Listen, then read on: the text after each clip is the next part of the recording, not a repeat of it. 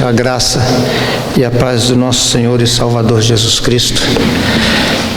É uma alegria poder estar aqui de volta. Eu fico imaginando, em 1989, eu me lembro que estava sentado no sofá da sala da casa da Nilza, e nós estávamos começando a namorar naquele dia ali, eu não me lembro muito bem, né? Abril de 89. Só sei que 20 dias depois eu vendi uma motocicleta para dar de sinal num apartamento. E aí eu fui para casa e falei, esse negócio está ficando sério, esse namoro está ficando sério, né? Eu poderia parafrasear ou fazer uma paródia e dizer que em maio do ano passado, né, alegrei-me quando me disseram, vamos à Igreja Capital. E cá estamos nós, e o que me vem à mente agora é que esse namoro está ficando sério, né? Hoje a minha família vai ser recebida como membro dessa igreja, e a igreja já está plantada no coração da minha família. Amém? Nós vamos meditar na palavra do Senhor. A igreja tem ministrado esta série nos salmos de romagem, salmos de peregrinação, que vai do Salmo 120 ao Salmo 134.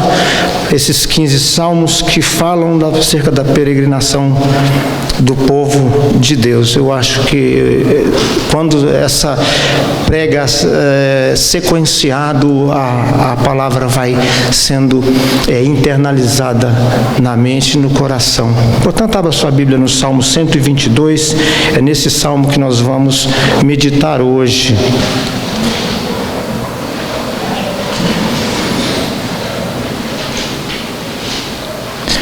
E antes da leitura do texto, o reverendo Silvio já fez isso várias vezes. Eu achei muito legal você dar uma instrução às crianças acerca do que está sendo pregado. Eu conheço alguns contextos em que as crianças, até os 11 anos, às vezes ficam fora desse ambiente de culto ao Senhor, vão para uma sala reservada, ter um aprendizado diferente, né? Eu penso que com essa idade eles são plenamente capacitados a ouvir a palavra do Senhor, 9, 10 anos, porque eles já fazem certos cálculos matemáticos na escola que nos garantem que eles conseguem compreender. Então, para as crianças, eu quero dizer o que nós vamos pregar hoje aqui, qual a mensagem que nós vamos dar para os pais de vocês. Estou vendo ali o Guilherme, o Bernardo, a Gigi, não sei se tem mais alguém das crianças ali. Olha só, então prestem atenção, se vocês quiserem anotar no papelzinho aí. Olha, o pastor vai dizer o seguinte, olha aqui, nós temos alegria de vir para a igreja porque Jesus nos salvou. Nós temos alegria de vir para a igreja porque Jesus nos salvou. Nós confiamos em Jesus, na justiça de Jesus, e nós somos unidos a Ele. A terceira verdade é que nós passamos a amar a igreja e também os nossos amigos. É isso que nós vamos meditar nesta noite. Amém? Diz assim a palavra do Senhor: alegrei-me quando me disseram, vamos à casa do Senhor. Pararam os nossos pés junto às tuas portas, ó Jerusalém. Jerusalém que está construída como cidade compacta, para onde sobem as tribos do Senhor, como convém a Israel, para renderem graças ao nome do Senhor.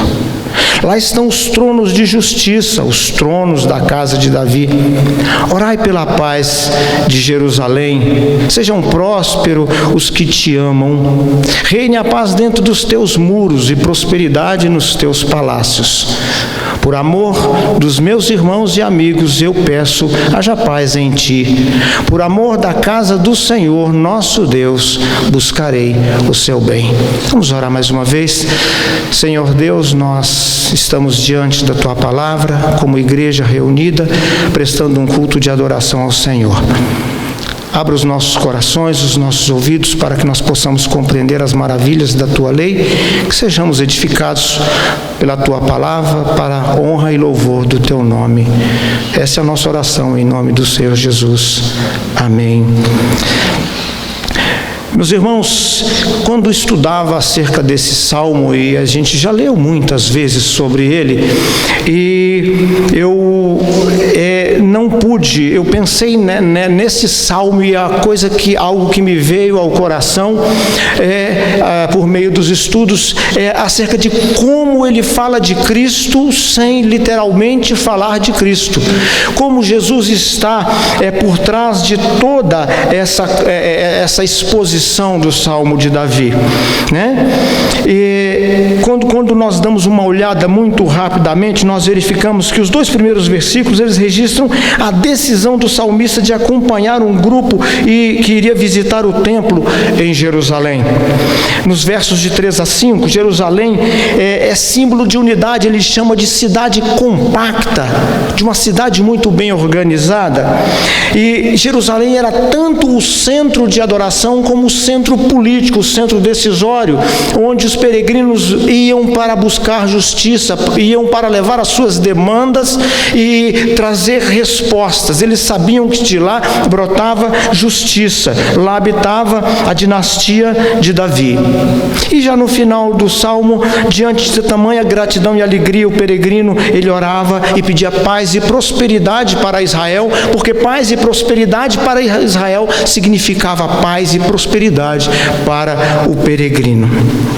Jerusalém é um símbolo, era a cidade mais valorizada que as outras cidades, porque Jerusalém era a cidade em que Deus habitava. Os povos estranhos, eles sabiam que Israel era protegida do Senhor e que Jerusalém era a casa de Deus, e por isso ela era mais valorizada. Esse texto fala de Cristo de uma maneira tal, e nós vamos verificar com a vinda do Senhor, há uma mudança do centro de adoração. O templo, que neste salmo era local de peregrinação, com a vinda do Senhor Jesus, ele passa a ser o templo, o centro de adoração. E nós vamos tentar entender um pouquinho o que Deus nos fala acerca disso, né? Deus habita em Jerusalém, com a vinda de Cristo sendo o centro de adoração. Não é mais em Jerusalém, não é uma questão de geografia mais, não é mais, a dúvida não é saber, como a dúvida da mulher samaritana lá em João 4, até ali por volta do versículo 23, em que ela tem dúvida se o local de adoração era o Monte Gerizim ou Jerusalém, e Jesus vai dizer para ela que não é mais questão geográfica, a adoração é espiritual. Esse texto nos fala de Jesus porque ele nos fala acerca do templo, ele nos fala acerca do sacerdote, nos fala acerca do sacrifício, então ele nos fala de Cristo que um dia viria. Portanto, esse texto é um texto que nós poderíamos chamar de um texto tipológico, um texto que aponta, um texto lanterna, que foca na direção de algo, um texto que foca na direção de Cristo Jesus. Essa é a verdade. E eu quis analisar um pouco, o salmista não fala, nós não entendemos muito bem o contexto em que o salmista escreveu esse salmo, e eu quis tentar entrar um pouco na mente do salmista, tentar entrar um pouco naquele contexto, no que estava acontecendo, para a gente entender um pouquinho. Primeiro, nós estamos diante de um texto poético, com as características culturais da poesia hebraica, com as características culturais do povo hebreu, e algo que nós não podemos deixar de pensar é que a poesia sempre vem a reboque dos fatos, ela sempre vem depois dos fatos. Então, pensando nisso, fiquei eu imaginando. Certamente Davi, quando escreve, ele escreve esse salmo depois de observar por várias vezes aqueles peregrinos que iam de várias partes de Israel, das 12 tribos, para adorar o Senhor no templo. Então é muito provável que anos após ano ele ficou observando esses peregrinos e a alegria com a qual eles chegavam até o templo para adorar. Foi Deus que inspirou Davi a escrever. E quando ele inspirou Davi a escrever, ele levou em consideração, ou ele não retirou de Davi as suas características, a sua genética, o seu conhecimento cultural, o seu conhecimento linguístico, tanto que ele escreve com todas essas suas características. Nós podemos ver no texto que ele insere, a partir do versículo 2, ele usa uma figura de linguagem, de personificação, em que ele personifica Jerusalém, quando ele diz assim: olha, paramos os pés junto às tuas portas, ó Jerusalém. E aí ele começa a dialogar com Jerusalém, usando uma figura de linguagem, de personificação. Deus não retira dele, dentro da sua cultura, a figura de linguagem, muito comum nos Salmos, que é o paralelismo, em que o salmista usa uma ideia e usa a mesma ideia com palavras trocadas para dar ênfase no texto. Ou seja, Deus inspirou Davi com tudo o que ele já tinha, não retirou, não fez dele um robô, aquilo que teologicamente alguns estudiosos chamam de revelação dinâmica. O Senhor usou Davi com as suas características. Uma aplicação para nós, que esse mesmo Deus usa você e usa a mim, quando Ele quer, com as nossas características. Ele não retira de nós isso. Então, para que nós possamos entender um pouquinho de como aconteceu, de como esse salmo foi escrito, o que ele pode nos ensinar no dia de hoje, o que Deus quer preservando essa palavra, até que hoje nós pudéssemos ouvir, nós vamos compreender de uma maneira inversa. Nós vamos tentar entender a alegria do povo de Deus indo ao templo. Não era uma alegria comum, era uma alegria que os faziam longas jornadas por caminhos perigosos até chegar a Jerusalém, para poder se alegrar com Deus e com seus irmãos, com a sua igreja reunida. E aí nós vamos nos lembrar aqui que a lei de Moisés, depois que Deus retira o povo do cativeiro, lá em Êxodo capítulo 23, o Senhor, lá no verso 14, ele diz a Moisés que todo homem deveria 3 vezes por ano ir a Jerusalém, ir à casa do Senhor, ir ao templo do Senhor, sacrificar, adorar ao Senhor, iriam festejar o Senhor. O mesmo Deus que no capítulo 5 diz que quer do seu povo uma festa no deserto, né? Essa é uma outra temática. Esse Deus diz que 3 vezes esse povo deveria ir festejá-lo, porque no mês de Abibe, porque esse era o mês que eles haviam saído do Egito. Isso traz para nós uma significação. Deus está pedindo que esse povo, está mandando que esse povo vá celebrá-lo 3 vezes por ano, na festa das semanas, na festa da Páscoa, na festa dos tabernáculos, da Páscoa, para se lembrar que eles foram salvos da escravidão. Das semanas para se lembrar da colheita, e a mesma dos tabernáculos para se lembrar que os seus lagares se encheram. Era uma festa de gratidão. Esse salmo nos fala desse momento em que Deus chama o seu povo, por isso eles iam. E o interessante é que esta jornada, esta caminhada, a família, o homem levava a sua mulher, o seu filho, a sua filha, o seu servo, a sua serva, ele levava o estrangeiro que estava na cidade, as viúvas, os órfãos, todos deveriam ir celebrar junto com o Senhor. Durante a caminhada eles dormiam em tendas, quiçá não matavam animais para se alimentar, para que nós possamos entender a alegria de cultuar ao Senhor, para fazer uma jornada dessa, levar todas essas coisas e chegar e se deleitar, encher os olhos quando enxergava Jerusalém. Isso para nos ajudar a compreender um pouquinho este salmo. Outra coisa que nós devemos entender para compreender melhor este salmo: o povo de Israel sempre foi um povo templário. Nós somos templários, porque hoje nós adoramos Jesus e Ele é a plenitude. Nós adoramos Jesus aqui, a igreja reunida é o templo do Senhor. O povo de Deus sempre foi um povo templário. E aí nós vamos um pouquinho mais à frente, quando o povo de Israel foi levado para o cativeiro da Babilônia. Eles perdem a identidade, e eu quero falar da nossa identidade em Cristo Jesus. Eles perdem a identidade porque deles é retirado a terra, eles perdem o templo, eles perdem a adoração, eles perdem o sacerdote, eles não fazem mais sacrifícios.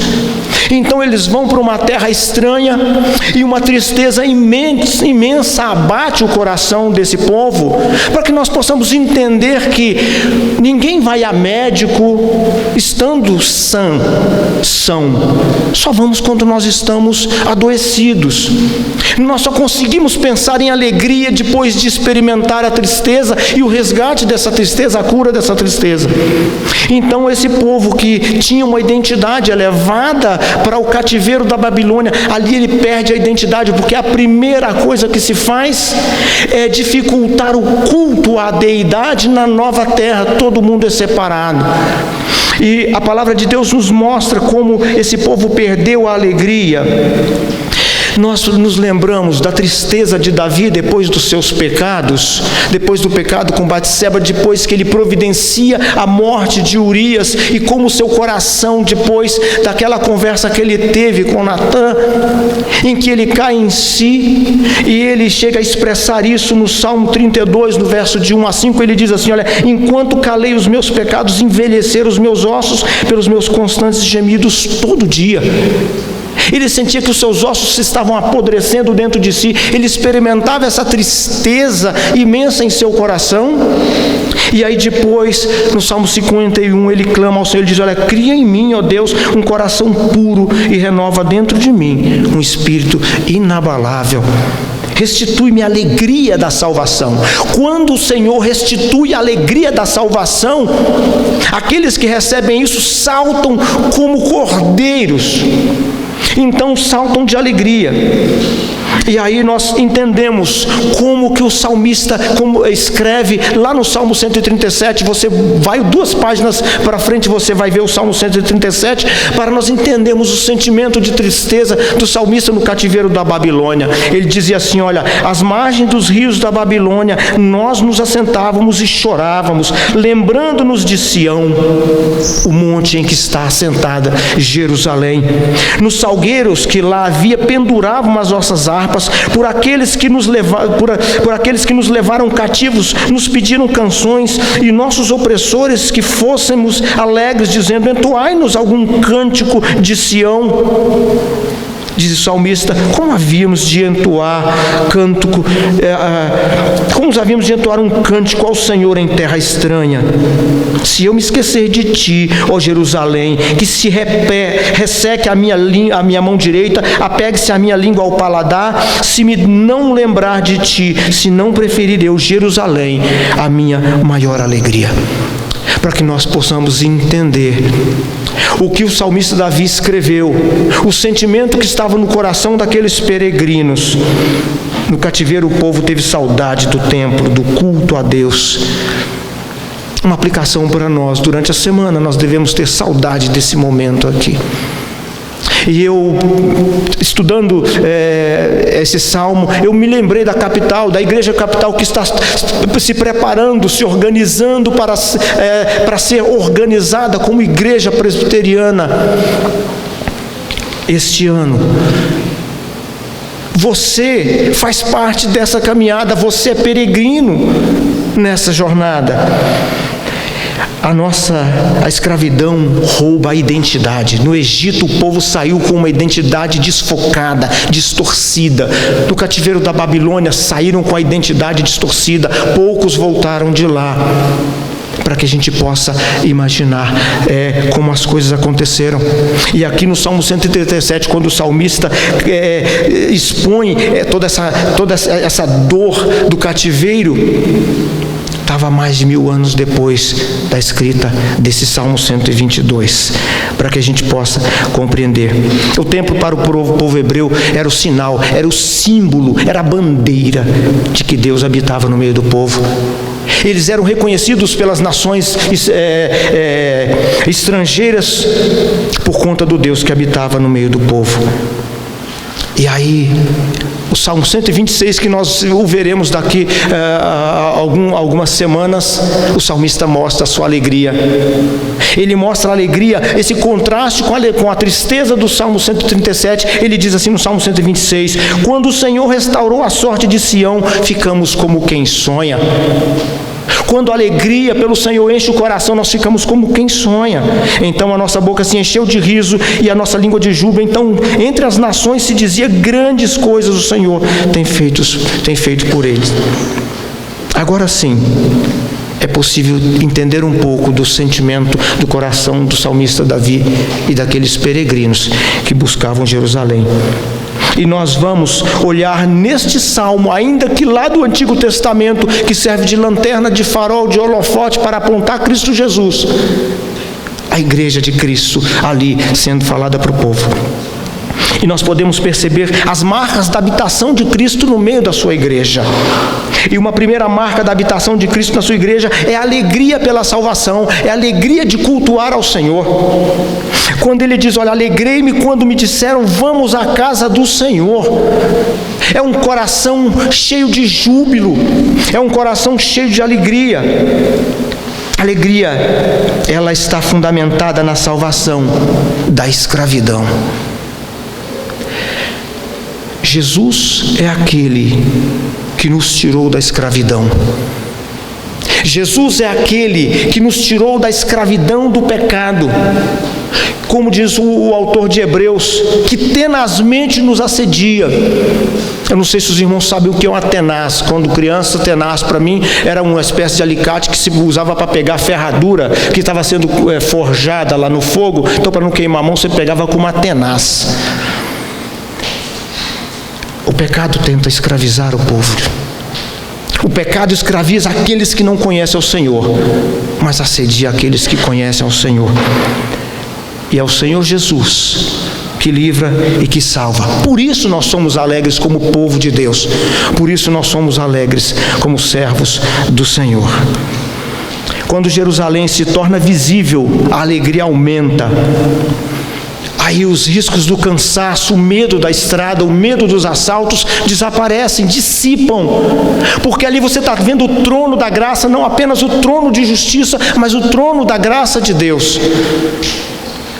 Quando nós nos direcionamos, quando nós vimos para a igreja aos domingos, nós vemos para a igreja para nós sermos restaurados, para que nós tenhamos os nossos medos dissipados, nessa grande caminhada, nessa grande peregrinação que todos nós fazemos, todos os dias. Esse texto nos fala de Jesus Cristo porque ele nos mostra que nós somos peregrinos, e nós precisamos nos enxergar como peregrinos, rumo a Jerusalém celestial. Quando contemplamos Cristo, todo o medo é dissipado. O apóstolo João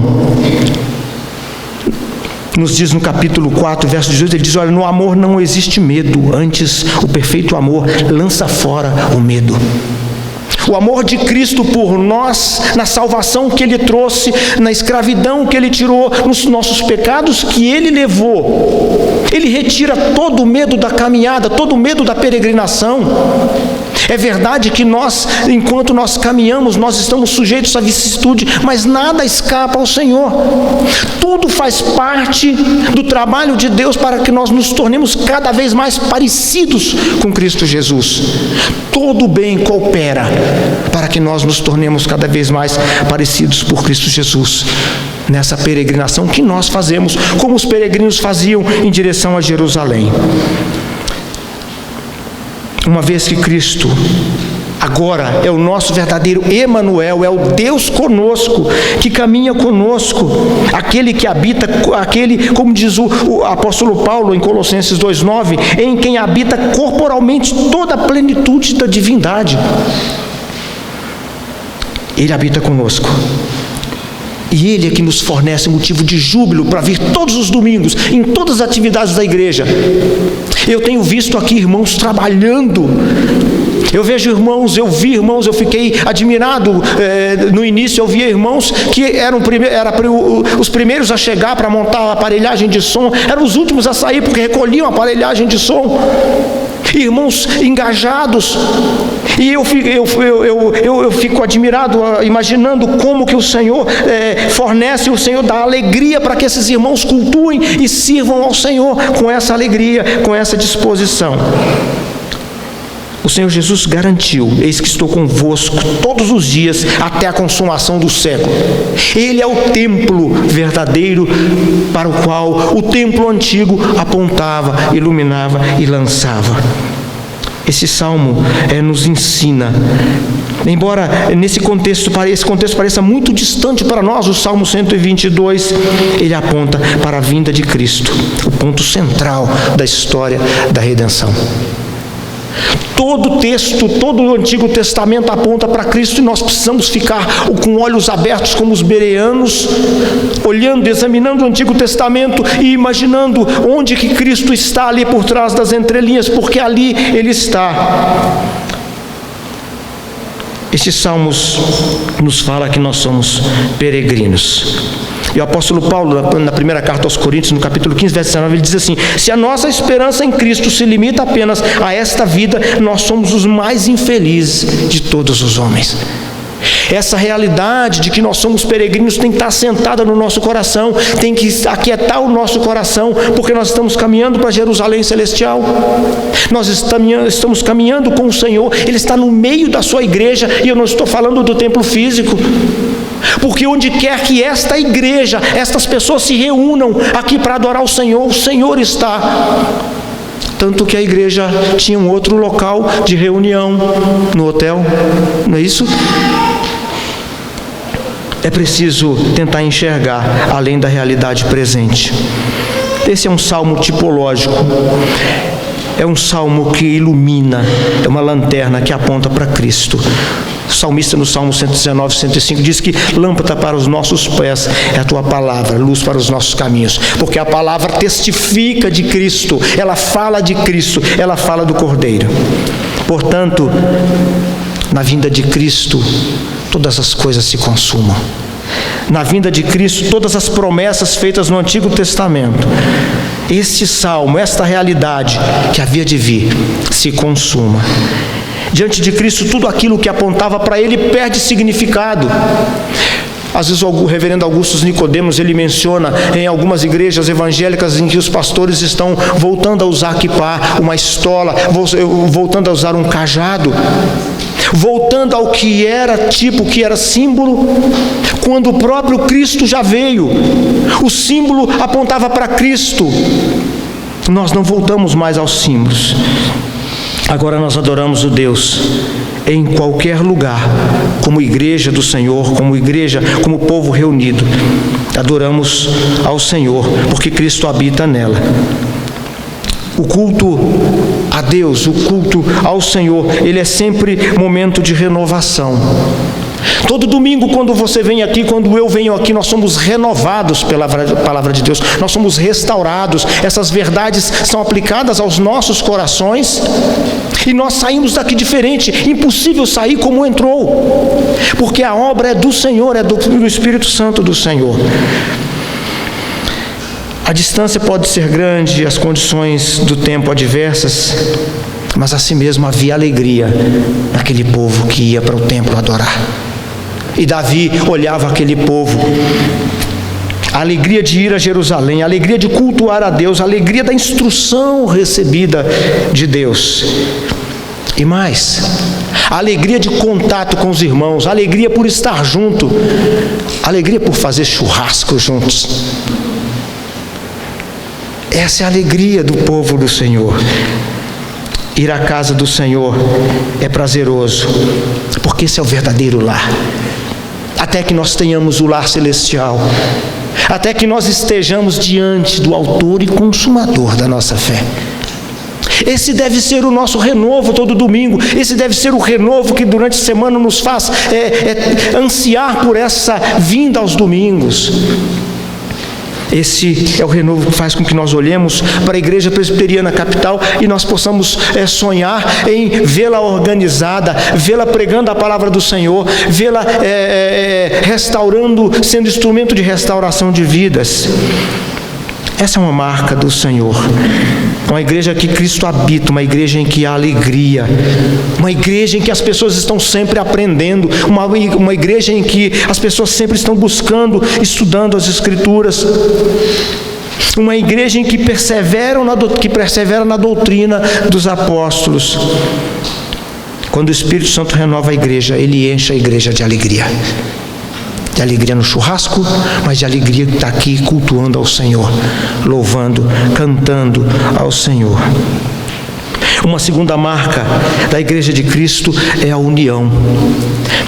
E o salmista nos diz assim: olha, Jerusalém que estás construída como cidade compacta, para onde sobe as tribos do Senhor, como convém a Israel, para render-lhe graças.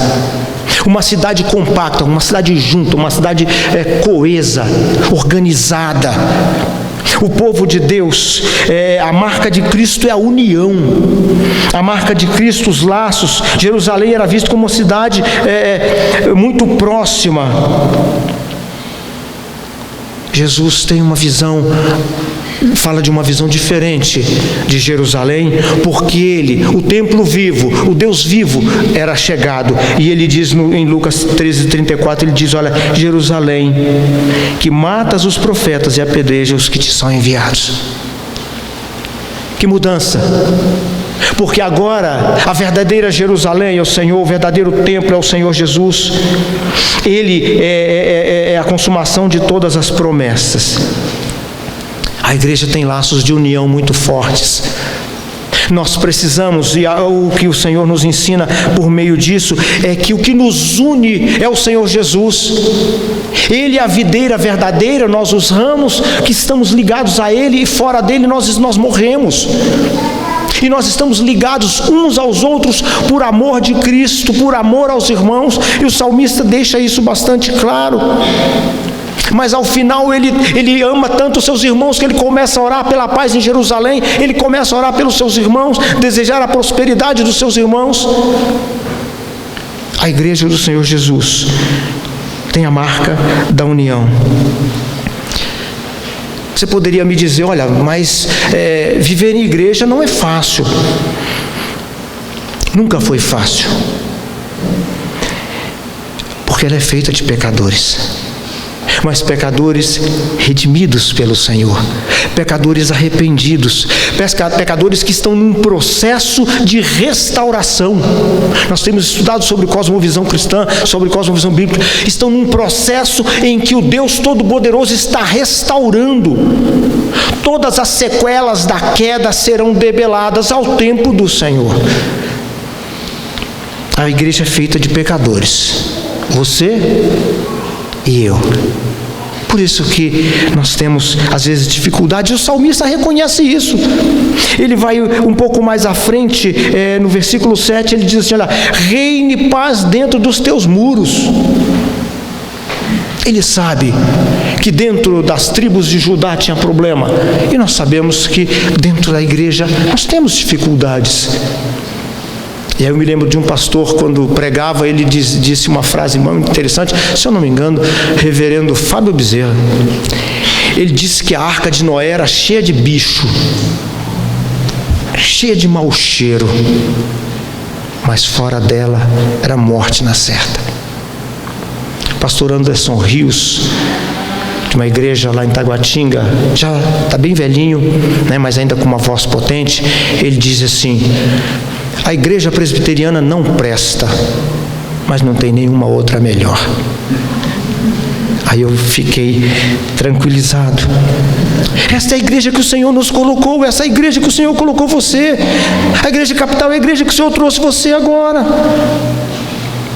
É a igreja que tem problemas porque nós somos pecadores, mas temos a garantia de que Cristo habita aqui, e Ele que restaura todas as coisas, restaura a mim, restaura você. Nós somos pecadores arrependidos, num processo de crescimento, peregrinando para Jerusalém celestial. Um conselho: não deixe que os defeitos da igreja te desanimem. Não deixe que os defeitos da igreja te impeça de vir ao culto, porque o culto é ao Senhor Jesus. E aqui é a única possibilidade de restauração, é na igreja do Senhor. E eu estou falando da igreja invisível, porque é nela que o Senhor trabalha. Deus não tem plano B. Às vezes eu fico imaginando um pintor. Ele pega um quadro, tela em branco, ele começa a desenhar, ele começa a pintar. E ao final do quadro ele olha e ele vê alguns detalhes do quadro. E ele não gosta muito de alguns detalhes. E aí ele tem a possibilidade de passar o rolinho na tinta branca, pintar o quadro todo de novo e ele começa tudo de novo. Deus não tem plano B. Ele restaura a mim e restaura você. Ele cura a mim e a você. Por isso a alegria da adoração no culto ao Senhor. Por isso a alegria do salmista. Por isso a alegria dos peregrinos. Por isso a alegria de vir ao culto ao Senhor. Eu fiquei tão empolgado que eu mudei o texto aqui, irmãos. Vocês não imaginem. Então, essa é a alegria de cultuar ao Senhor. E eu vou continuar, porque foi para uma outra pregação aqui, o dedinho trabalhou. Meus irmãos, a terceira verdade que esse texto nos mostra, é a terceira marca da igreja do Senhor Jesus. Eu vou dar para o reverendo Silvio pegar aqui para mim. Salmo 122, capital. A terceira marca da igreja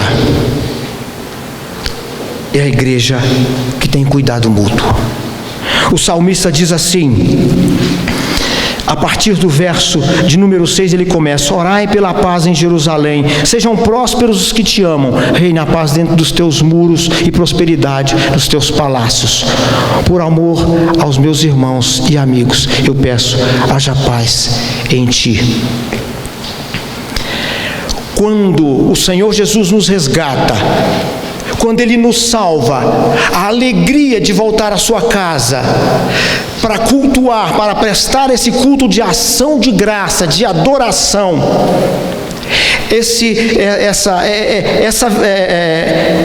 esse sentimento que está no coração do salmista e do peregrino faz com que ele se preocupe com seus irmãos. Agora, há um cuidado mútuo dentro da igreja. Há um cuidado mútuo. Há uma preocupação em Jerusalém, a partir entre o verso 6 e 9. O povo de Israel ia para Jerusalém motivado pela gratidão. Você não vem aqui buscar uma bênção, você veio para agradecer ao Senhor o cuidado que Ele teve com você, a provisão que Ele teve com você durante a semana. Você veio aqui adorar ao Senhor pelo livramento, pelo resgate de você mesmo, dos seus pecados. Dos meus pecados eu venho todos os domingos. E nós enquanto caminharmos, enquanto estivermos peregrinando, nós necessitaremos disso. Ele diz, eles oram para que houvesse paz em Jerusalém. Jerusalém, essa palavra, alguns estudiosos, esse termo final de Jerusalém ou Yerushalayim vem do mesmo, da mesma base, da mesma raiz de Shalom. A palavra quer dizer, Jerusalém é local de paz. O salmista tem essa visão, não apenas da paz da nação, mas dos seus irmãos como todo, dos seus amigos. A igreja de Cristo é um ajuntamento de peregrinos. Richard Baxter, um puritano do século XVI, ele diz assim: diante do trono, diariamente nos encontramos, juntando nossas petições a Ti. Em espírito saudamos uns aos outros e voltamos a nos encontrar. Esse ajuntamento santo é um ajuntamento que requer de nós um cuidado mútuo. Nós, quando um dos irmãos está passando por dificuldade, nós sentimos as dores. Esse é o desejo do Senhor, desse cuidado. E uma igreja que Cristo habita tem essa marca do cuidado mútuo entre os irmãos, em que nós nos interessamos pelo outro. E o salmista declara isso. Ele ora, depois dele reconhecer a graça do Senhor, ele passa a se preocupar com a igreja, ele passa a se preocupar com aqueles que vão ao templo, com as tribos. Então ele ora pedindo paz dentro dos muros, ele pedindo a prosperidade dos irmãos. Um cuidado mútuo. Eu me lembro de uma colocação do reverendo Augusto Nicodemos. Ele dizia que diante da graça da salvação, diante do alimento que Deus nos dá, diante da alegria que nós temos em servir ao Senhor Jesus, nós deveríamos agir como mendigos, ele diz. Mendigos que vai a um outro mendigo e diz: olha, eu descobri onde tem comida boa, onde tem comida de graça, tem comida farta. Eu me lembro de um episódio numa ação social que a igreja de onde nós viemos tem, e a igreja num determinado dia da semana ela faz uma distribuição de sopa para moradores de rua. Eu me lembro que um dia, várias vezes nós estivemos juntos, e um dia nós estávamos ali perto do Tagua Center fazendo essa distribuição, e aí a gente estava quase na hora de ir embora, e aí a gente passou próximo a um container, tinha 2 pessoas, nós avistamos de longe, eles estavam revirando o container de lixo, e aí quando nós paramos, e a gente levava uma sopinha quentinha com pãozinho, massinho e tal, e aí nós oferecemos para ele. Era pai e filho, adultos. E o filho dizia: pai, eu não falei que eles passavam aqui por volta de 00:40. Comida boa nós temos aqui.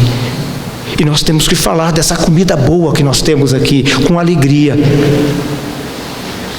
Em Cristo Jesus. Ore pela igreja. É uma aplicação para nós. Ore diariamente pela igreja. Ore pela liderança da igreja. Trabalhe na igreja. Busque o bem da igreja. Proteja a igreja onde você for. Contribua financeiramente para a igreja, para o sustento da igreja. Eu me lembro de algumas frases de alguns teólogos que se viam como um pecador miserável. Quando logo no início da minha conversão, eu imaginei que eu era muito bom. E quando eu vi um puritano do século XVI se dizendo um pecador miserável, eu revisitei os meus conceitos para entender o tamanho da graça do Senhor. E por que a alegria de vir ao culto? Por que a alegria de vir a Jerusalém? Alegrei-me quando me disseram: vamos à casa do Senhor. Se o seu coração não sentir alegria para vir ao culto ao Senhor aos domingos, ou durante a semana, ou seja lá quando for, dê uma analisada, desconfie. De que maneira que esse texto se aplica a nós hoje? Tão distante de nós. Trabalhe na igreja, traga outros para cultuar. Nós, os cristãos, precisamos da mesma perspectiva de Cristo. Essa não é a frase minha, é de John Stott, um teólogo inglês que morreu em 2011. Ele diz assim: olha, nós cristãos precisamos ter a mesma perspectiva da igreja que Jesus tinha, uma igreja viva, renovada pelo Espírito Santo. O propósito de Deus, diz ele, não é salvar pecadores, indivíduos e perpetuar seu isolamento. Deus se propôs a edificar a igreja, uma comunidade nova e redimida. Esta é a igreja do Senhor, estes são vocês, estes somos nós, a igreja redimida do Senhor. A igreja que Cristo habita, é a igreja que tem cuidado mútuo entre os irmãos, em que nós nos preocupamos. Nós nos preocupamos, nós ligamos, nós procuramos, nós visitamos, nós choramos com quem chora, nós nos alegramos quando alguém passa no concurso e fala: passa aí no concurso, arrumei um emprego. Nós nos alegramos. Essa é a terceira marca da igreja, ou uma das marcas da igreja, somada à alegria. E aí eu quero encerrar, né? Eu, quando li esse texto, eu pensei, eu parafraseei: o Senhor tenha misericórdia de mim. Eu pensei assim: olha, quando nós viemos pela primeira vez à Igreja Capital, alegrei-me quando me disseram: vamos à Igreja Capital, mudou agora de prédio. Pararam os nossos pés diante das portas da Igreja Capital, igreja bem construída, para onde sobem os filhos de Deus para adorar ao Senhor como convém, para render-lhes graças, lá onde está o trono de justiça, que é o Senhor Jesus. Oremos pela Igreja Capital, que sejam prósperos todos que amam o Senhor. Reine a paz dentro dos seus muros, ó Igreja Capital.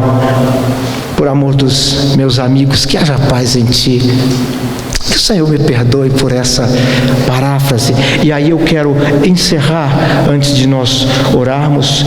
O John Stott, ele conta em uma das suas obras que ele encontrou alguns jovens chamados, eles se intitulavam, eles depois de visitarem muitas igrejas, não gostaram de nenhuma, e eles se intitularam cristãos desligados. É mais ou menos o que a gente vê hoje, talvez, daqueles que se dizem desigrejados. Não, eu sou crente, mas eu não congrego em nenhuma igreja. A ordem do Senhor é congregar. A alegria está em estar junto com os irmãos. Aí ele diz assim: olha, quando perguntei o que eles estavam procurando, o que entendiam que deveria ser a igreja, mencionaram 4 pontos. Em primeiro lugar, uma igreja que tivesse pregação bíblica, evangelho puro, evangelho genuíno, palavra de Deus expositiva. Eu concordo com o Charles Spurgeon, que dizia que a gente não precisa fazer muita coisa pelo evangelho, não. É como um leão enjaulado, basta abrir a jaula, ele faz o restante. O evangelho faz o restante. Ele dizia que, em segundo lugar, uma igreja que tivesse comunhão real, cuidado mútuo, uma igreja que abraçava os seus membros, uma igreja que se abraçava, que se cuidava, uma igreja compacta, onde os membros se cuidassem mutuamente. Em terceiro lugar, uma igreja que adorasse, na qual fosse realidade a presença de Deus, uma igreja cheia de alegria, uma igreja que cultuasse. E em quarto lugar, uma igreja que tivesse um ministério para o mundo. Recentemente o reverendo Silvio falou: olha, nós precisamos fazer evangelização. Uma igreja que ora para que haja paz dentro dos seus muros, voltada para a evangelização. E aí eu falo, uma igreja que não pratica agricultura de subsistência, tudo que planta, come. É preciso plantar e sobrar muito, em abundância, para distribuir para aqueles que têm fome. Fome do evangelho.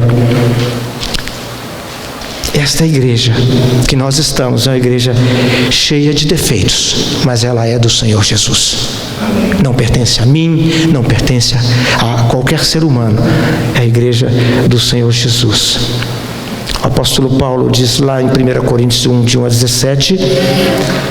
Paulo, chamado para ser apóstolo de Cristo pela vontade de Deus, e o irmão Sóstenes, a igreja de Deus que está em Corinto, aos santificados em Cristo, chamados para serem santos. Sempre dou graças a Deus por vós, pela graça de Deus que me foi dada em Cristo Jesus, porque em tudo fostes enriquecidos. Nós, em tudo, fomos enriquecidos pelo Senhor. Igreja santa, igreja em processo de santificação. John Stott diz que a igreja tem 2 estados, um em relação à santidade, um atual e um potencial. O atual, nós somos separados por Cristo. E o potencial, nós estamos encaminhada em peregrinação. Nós estamos sendo aperfeiçoados pelo Senhor. Nós estamos sendo restaurados pelo Senhor. Portanto, a identidade da igreja, que um dia estava baseado no rei, no sacerdote, no templo, agora reúne tudo na figura de Cristo. A nossa identidade está em Cristo. Deus em Cristo na cruz, a própria essência do Deus vivo. Que haja em nós a mesma atitude que houve em Cristo Jesus. Nós somos prisioneiros da nossa cultura, como nós dizemos hoje pela manhã. Nós somos óleo, e o óleo, mesmo sendo colocado junto da água, ele não se mistura com a água. Nós estamos no mundo, mas nós não somos do mundo. Nós somos do Senhor, como instrumentos para transformar. Que Deus nos faça suficientemente humildes para reconhecer a nossa pequenez, que nós necessitamos uns dos outros e, sobretudo, da graça do Senhor todos os dias da nossa vida. Vamos fazer uma oração. Deus bendito e Deus santo, te agradecemos pela tua palavra revelada que para nós serve como um punhal que entra direto no nosso coração. Ela nos mostra as nossas deficiências, mas ao mesmo tempo nos revela a suficiência que há em Cristo Jesus. Obrigado pela Igreja Presbiteriana Capital, que acolhe o teu povo, que nós possamos todos os domingos vir com alegria celebrar ao Senhor, compreendendo a nossa condição de peregrinos que caminham em direção a Jerusalém Celestial. Abençoe a liderança da igreja, todos os membros desta igreja, que nós possamos sempre ter a alegria de cultuar ao Senhor, que nós possamos, ó Deus Santo, sempre viver com os irmãos numa mutualidade. Que nós possamos, ó Deus Santo, sempre louvar o teu nome nesta casa. Esta é a nossa oração, em nome do Senhor Jesus. Amém.